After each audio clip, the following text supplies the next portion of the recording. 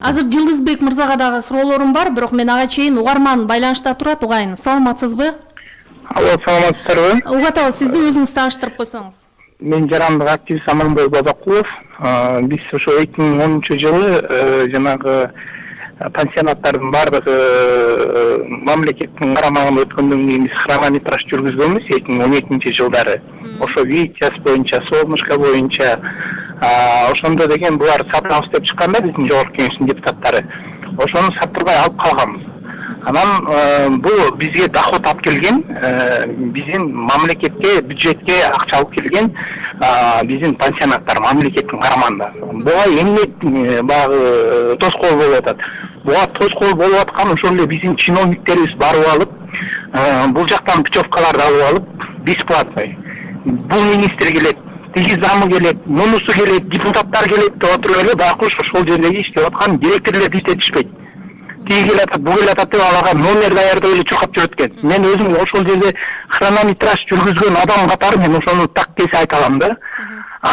Иштегенде мүмкүнчүлүк беришпейт. Ошол эле биздин депутаттарыбыз башка деле пансионатка эс алса болот да? Жок, бекер эс алыш керек. Ошол эле биздин министрлерибиз да ошондой нерселердин баардыгы болуп аткандыгына байланыштуу. Рахмат. Ошондой болуп атат да. Анан азыр мунугу көтөрүлүп аткан нерсе бул азыр булар дагы ушул нерселердин баарын сатабыз деген нерсе менен бул демилгелерди чыгарышып атат да, иштей албай атат. Рахмат. Түшүндүк оюңузду, Искендер мырза. Аманбек мырза, мен сиздин сурооңузду толук түшүндүм. Мен айтып кетейин, ошол Солнышко бир гана биз чындыкты айтышыбыз керек. Солнышко bir жылдын ичинде 18 миллион сом акча кошумча инвестиция алып кириптир. Андан тышкары бул спорт комитетине өткөрүлүп берилген. Спорт комитети Олимпиадалык комитетке башкарууга берген, ишенимди башкаруу. Ошонун жыйынтыгы менен булар аябай жакшы пансионатты оңдоп, бүгүнкү күндө биздин спорт кызматкерлери чыңданып жатат. Витяз ишканасы бул биздин Маданият министрлигине өткөрүлүп берилип, Маданият министрлиги тарабынан бир дагы жардам болгон жок. Бул жерде ошол жерде маданият кызматкерлери башка бул азыркы Аманбек айткан, мырза айткан ушул маселе чындыкка чыгып келе жатат. Биз дагы ошону айтып жатабыз. Барып акысыз эс алышы ушу кирешенин түшүшүнө канчалык таасир эте турган көрсөткүч? Мен сиздерге айтпадымбы? Чиновниктердин барган туурасында бир дагы биз эл менен да жолуктук, алар андай маселени койгон жок. Бирок ал жерде мен айтып жаткан мына качевниктер оюну өттү деп, көчмөндөр оюнунда бир эле рахатта 3854 миң сом акча түшпөй калган. Себеби ошол жерде баягы мамлекет тарабынан тартылган кишилер, ошол жерде иштеген артисттер, чыгармачылык кишилер, башкалардын баарын ошол жерге жаткырып төлөнгөн эмес. Мындайча айтканда ошол пансионатка бул зыян келтирилди. Жылдызбек мырза, эгедир билиңиз ушул сыяктуу маалыматтарды? Микрофонго жакыныраак. Бул маалыматтар менен мен таанышмын. Буну биз азыр эми көтөрө баштадык. Биз дагы фонд тарабынан мынакей канча жетекчини алмаштырып атабыз, бирок натыйжасы жок. Жылда алмаштырылып келе жатат. Маселе эми жетекчиде эмес экен. Маселе негизги ушу башкаруу принцибинде. Биз ошого мына мыйзам негизинде азыр токтом иштеп чыгып атабыз. Ошонун механизмдерин кантип беребиз, ачык, чындык, акыйкаттык менен бардыгын чакырып, мынакей эмне кылып бере аласыңар, кантип башкара аласыңар деп биз элге кайрылуу жасайбыз. Ошол элдер анан өздөрүнүн проекттери менен келет. Илгеркидей мына 5 жыл, 10 жыл, 20 жылга берүүдөн биз алыспыз. Биз мына 5-10 жылга берсек дагы 3 ай сайын текшерүүлөр жүргүзөбүз. 3 ай сайын. Бул эмне деген?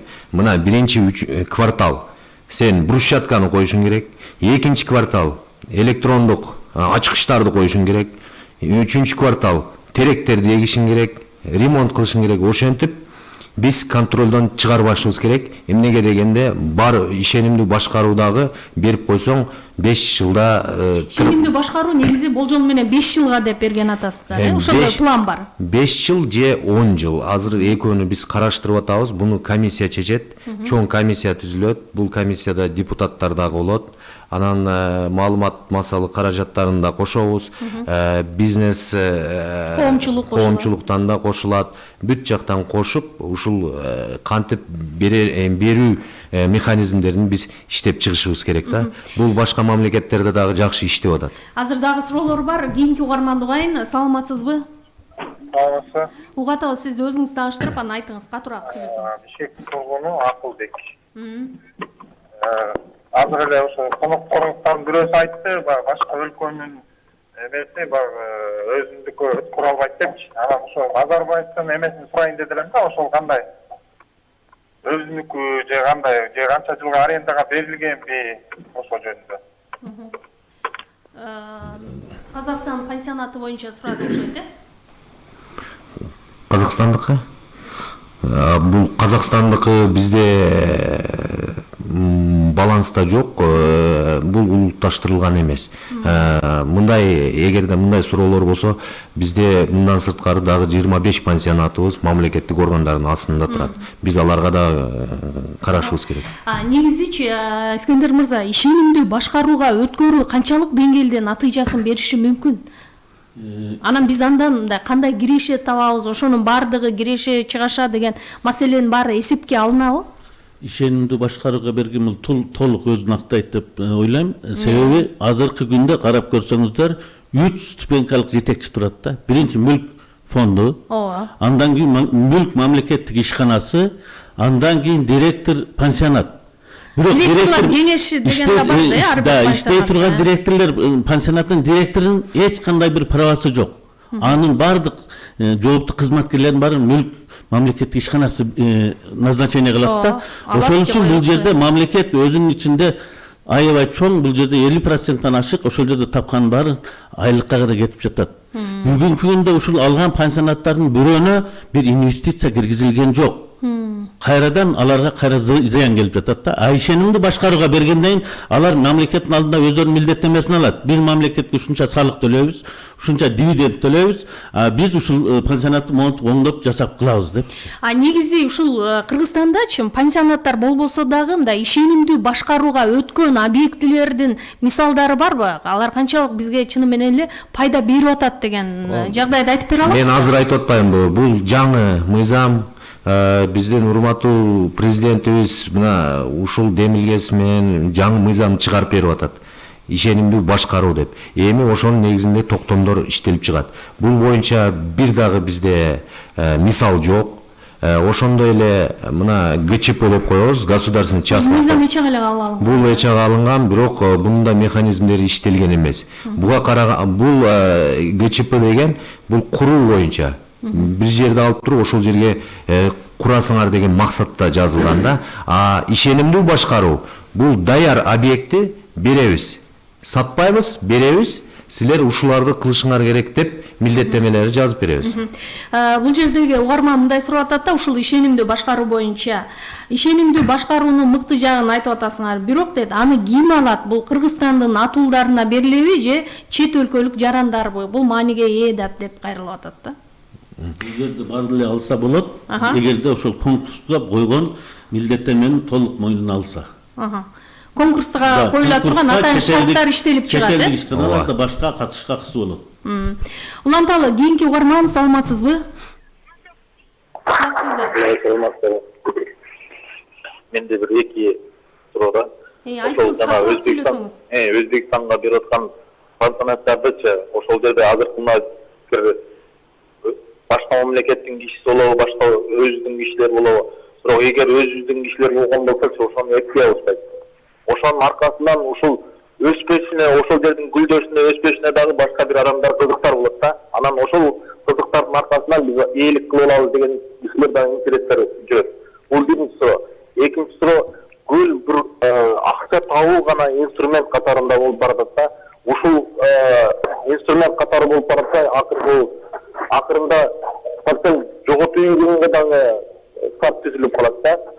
Менимче ошол жерде дагы семизге саткан, башка майдара саткандардын ар биринин үстүнөн мындай чорныйлар налог алышат экен.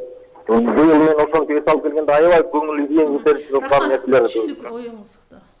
Эми кичине суроо түшүнүксүз болуп калдым, а бирок мен ойлогондон бул жерде чыныгы эле биз баягы ал жерден киреше таап пайда табалы деген максатта эмес.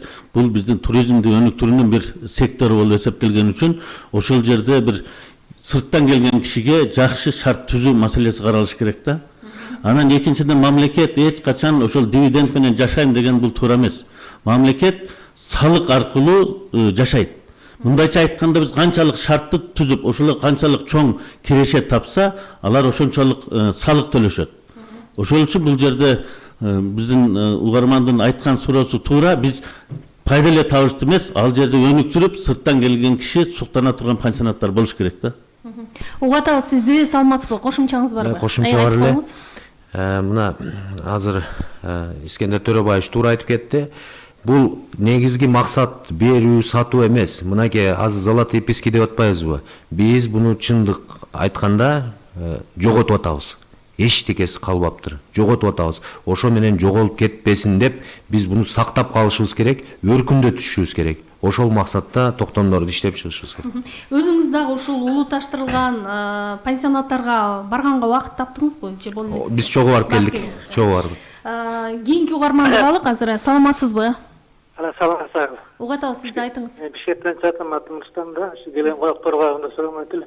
Эмне үчүн биз сатканга машпыз, а сатып алганга жокпуз? Эмне үчүн? Мамлекет өзүнүн немесин сатып алыш керек да. Мамлекет иштетиш керек. Писатка берсин, бирок мамлекет өзү иштесе канча пайда көрөт эле. Канча пайда көрөт. Эптеп эле силердин чиновниктердин эптеп банкрот кылышка сатып алышка өзүнүн менчикке чыгарып алышлары керек. Мына Союздан турган эмес, завод фабриканы талакаладык. Эмеземан талакаладык, бүт сатып алдык. Эми жана калса шаарчы организациялар менен банкрот кылып туруп, ошонун ордуна базар салып атабыз, эме салып атабыз. Качан мамлекет өзүнүн иштетет. Рахмат сурооңузга. Рахмат. Биз мына азыр ошо иштетебиз деп электрондук аукциондук борбор буюрса ачып атабыз. Бул аренда маселеси боюнча электрондук түрдө мына жандандырып атабыз. Бул деген эмне? Илгери тааныш билишке берилип аткан болсо, келишимдер менен азыр электрондук түрдө түз эфирде өткөрөбүз. Бул боюнча бизде анализибиз бар азыр. $100 объектилер $1,5 кетип атат. Мынакей, бул биринчи себеп. Экинчи себеп, ушул көп жерде бекитилген имараттар бар. Имараттын ичиндеги бул мисалы аптекалар. Аптекаларды анализдеп көрсөк, Бишкек боюнча аз эле аптека көрсөтүлгөн, бүт жерде аз эле көрсөтүлгөн. Биз ошондагы ачык чындык менен ушу электрондук түргө өткөрүп, бүт элге жарыялап, каалаган ошол аптеканы алып иштетсе болот. Бир топ акчасы да өсөт. Бул жерде бири-бири менен атаандашып, бир жакшы бааны берет деп ойлойм. Бул уже анализ бар. Эгерде илгери 2,5 миң келишим, колдо коюлган келишимдер 100 миллион сом алып келип аткан болсо, азыркы учурда электрондук түрдө 500 эле келишим 100 миллион алып келип атат. Азыр биз бюджеттин таңкыстыгы бир топ каражатка барып такалды, анын жолдору, резервтери эмнеде деп атабыз да. Мисалы, быйыл мамлекеттик мүлк фонду 600 тарабынан 600 миллион сом түшпөй калган экен. Өткөндө парламенттин тармактык комитетинде дагы бул боюнча айтылды, мамлекеттик мүлк фонду ушул мамлекеттик ишканаларды натыйжалуу иштете албай жатат депчи. Анан эле ошол эле мисалы буга чейин биз айтып аткан пансионаттардын баардыгы кирешелүү болуп кетсе, анан улутташтырууга өткөндөн кийин эле түшпөй калып атышы, бул эмнени түшүндүрөт? Коррупция эмеспи деп кызыккандардын баардыгы аябай көп да бул жерде. Бул негизинен коррупция деп айтсак болот. Себеби ошол барган жетекчилер, менеджерлер эмес. Кетип атабы аланда каражат? Эми аны биз көрүп караган жокпуз, бирок болуп атат анда. Мүлк фондунун жетекчилиги тарабынан. Себеби жобону иштеп чыккан күндөн баштап ошонун баардыгы кеткен. Экинчи күндө бүгүнкү күнчө эмне үчүн переоценка болгон жок? Мамлекеттик ишкананы өткөрүп берип жатат, мамлекетке улутташтырылган ишкана. Аны балансты өткөрүп алып сураш керек да. Бүгүн ал жерге койгон директор айтат, мен эч нерсе балансымда жок, мен жооп бербейм депчи. Мына бир эле нерсе. Ошол Золотые пескиде работниктердин 4 миллион сомго жакын зарплатасы төлөнбөптүр иштеген. Булар айтат барып Өзбекстандан алгыла акчасын депчи. Биз ошол маселени койдук. Кантип биз Кыргызстан өткөрүп алсак, алардын төлөнбөгөн зарплатасын ал берет. Бул жетекчиликтин Бул жолу ошондой. жетекчиликтин финансылык баягы образованиясы жоктугунан болуп жатат. Бардыгычы бул жерге жетекчини конкурстун негизинде алыш керек болчу. Бардык нерсе тазалай күнөөнүн баары фонд Государственный жетекчилигинде. Бул эмне деген жооп болушу мүмкүн, Бул деген Жумусбек мырза. ушул кагаз түрүндө көп нерселер өтүп аткан, бирок бир эле мүлк жетекчилигинде эмес, балким бүт мамлекеттик органдарда. Мен аны азыр айта албайм, бирок бул жерге азыр келгеним себеби ошону биринчи тазалануу, электрондук башкарууга өткөрүү. Мынакей мисалы бизде бир жылда 70 миллиард сом сатып алууга кетсе, ошонун 30 миллиарды акционердик коомдор жана мамлекеттик ишканалар. Ушу сатып алууларда маселе болуп жатат. Ошого биз аны дагы мына электрондук түрдө онлайн түз эфирде жарыяласак, ошондо жанагы 21 күн эмес соттошуп анан жарым жылда калып атпайбы? Ошонун бардыгы эле коррупция. Биз ошону 8 күнгө түшүрүп ачык айкындыкка чыгарганда, ошондо биз акчаны да үнөмдөйбүз, анан кыскартууга да барабыз. Азыр эми сиз келечек пландарыңызды айтып атасыз. Жаңы жетекчи катары мен ишти ушундай оңдойм, ушундай реформа жасайм деп аракетиңизди айтып атасыз. Негизи бул жерде көп замандаштарыбыздын кызыккан жагдай ушул болуп атпайбы? Жетекчиге көп нерсе байланыштуу да. Анан Ысык-Көлдөгү ошол киреше келбей аткан, жанагындай Искендер мырза айтып аткандай жооп бере албай аткан, же берген жообу жанагындай болуп аткан жетекчилер кантип тандалып алынат? Негизи мамлекеттик мүлк фондунда жетекчилерди тандоодо бир иштелип чыккан критерийлер барбы, жокпу? Конкурс болобу, жокпу? Канча этаптан турат? Ким тандайт аны? Биз азыр бул боюнча да токтом иштеп жатабыз. Ушул нац резерв деп коет. Ошол боюнча критерийлерди күчөтүп атабыз. Тааныш билиш деген болбойт мындан ары. Ошол критерийге аябай күчтөндүрүп, жалаң профессионалдарды алабыз деген ойдобуз. Бул декабрь айында буюрса иштелип чыгат. Ушул мамлекеттик ишканалардын жетекчилерин туура коюу максатында. Резерв кайда түзүлөт? Мүлк фондундабы? Резервти? Ооба, бизде түзүлөт, биз баарына жарыялайбыз, ошол жерде конкурс болот, экзамен болот, ошол билимиге жараша, ошол жерде компьютердик экзамендер болот, тест. Кошумча. Бул маселе боюнча өзү конкурстук комиссия өкмөттүн алдында түзүлгөн улуттук резерв боюнча. Жылда мүлк фонду аны жарыялап националдык улуттук резервге алат. Бирок бардык кадр маселе жеңишинен чечилет. Конкурста жүргөн 3 жылдап, 4 жылдап резервде отурган профессионалдар турат, бирок аларды албайт. Бул жерде айтып кетиш керек, бул жерде жогорку кеңештин да күнөөсү бар, өкмөттүн да. Себеби баягы партиялык бөлүшкөн жетекчилер бар. Ошол үчүн бул жерде толук ачык конкурстук жарыя менен иштегенде гана бул чыныгы профессионалдар келет. Экинчиси, директорлор, жетекчилер 1 жылга шайланып жатат. 1 жылга барган киши, мүлк мамлекет ишканасы жобо боюнча 2 жылга шайланат да. Ал иштебейт да. Ал билет что 2 жылдан кийин кетет. Ал аны мен ойлойм жок дегендир 5 жылга дайындаш керек. Мындайча айтканда мүлк фонду өзүнө ыйгарымдуу, өздөрүндө жаккан ылайыктуу жоболорду иштеп чыгып, өкмөттөн бекитип алган. Ошол жоболорду кайрадан карап чыгыш керек экен, бир жагы. Экинчи жагы, жогорку кеңештин көзөмөлдүк функциясы дагы бар да. Эмне үчүн ошо көзөмөлдүк функциясын анда аткара албай атабы? Бүгүнкү күндө ошо көзөмөлдүк функция болгондугуна байланыштуу ушул атайын чыгып карадык. Азыр комитет толук жыйынтыкка келе элек. Себеби Жалал Абад областында, Ош областында дагы мүлктөр бар, Чүйдө, Бишкекте. Ошолордун баардыгын карап чыгып, комитет бир гана чечимге келди. Муну жогорку кеңеште палатага алып чыгып, жогорку кеңеште толук ачык муну обсуждение кылышыбыз керек. Буга биз точка коюш керек да, чекит коюп, ушул жер кандай иштейт, мамлекеттик мүлктөн качан эффективдүү пайдаланып болот деген чечим мен ойлойм жогорку кеңеш ноябрь айларынын аягында карап калат. Себеби биз ноябрь айынын башында уже ушул жыйынтыктарга келебиз деген комитеттин чечими